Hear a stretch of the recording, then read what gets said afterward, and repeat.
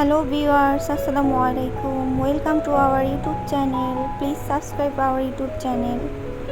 আজকে আমি রান্না করব জলপাই দিয়ে ডাল ভুনা। চলুন দেখে আসি কিভাবে রান্না করি। প্রথমে কড়াইটা বসিয়ে দিব। কড়াইটা গরম হয়ে আসলে দিয়ে দিব পরিমাণ মতন সয়াবিন তেল। এরপর কেটে রাখা রসুন কুচি এবং পেঁয়াজ কুচি দিয়ে ভালোভাবে ভেজে নেব।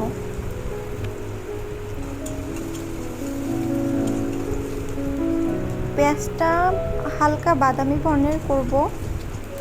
ডাল ভুনার ভিতর রসুন কুচি দিলে খুব মজা লাগে, আর এই গরমে জলপাই দিয়ে ডাল ভুনা করলে অনেক মজার হয়, খেতেও অনেক ভালো লাগে। দিয়ে দিলাম ডাল। আমি ডালগুলো তেলের ভিতর ভেজে নেব।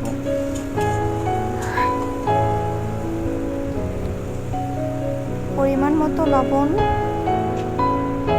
আধা চামচ হলুদ গুঁড়ো, সামান্য একটু মরিচের গুঁড়ো দিয়ে ভালোভাবে মশলাগুলো ভেজে নেব। ডালটাও ভেজে নেব। ডালের ভিতর সামান্য হলুদ ব্যবহার করতে হয়, না হলে কাঁচা কাঁচা গন্ধ আসে হলুদের। এর জন্য আমি এগুলো ভালোভাবে বেছে নেব।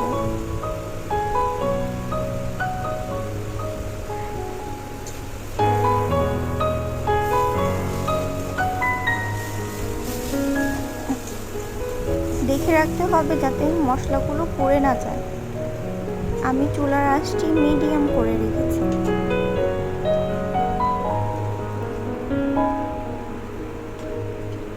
কে কে আমার মতো এরকম জলপাই দিয়ে ডাল রান্না করলে পছন্দ হয়, কমেন্ট করে জানাও।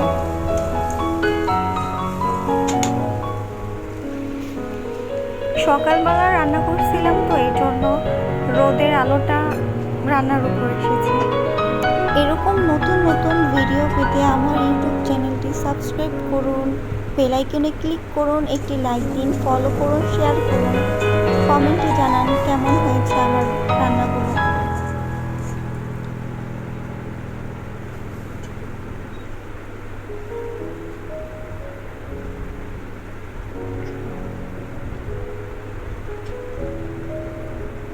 রোদের জন্য দেখা যাচ্ছে না, এর জন্য জানালাটা আটকিয়ে দিলাম।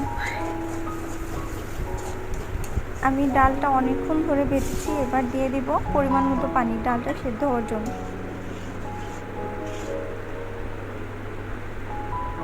বলক আসা পর্যন্ত অপেক্ষা করব।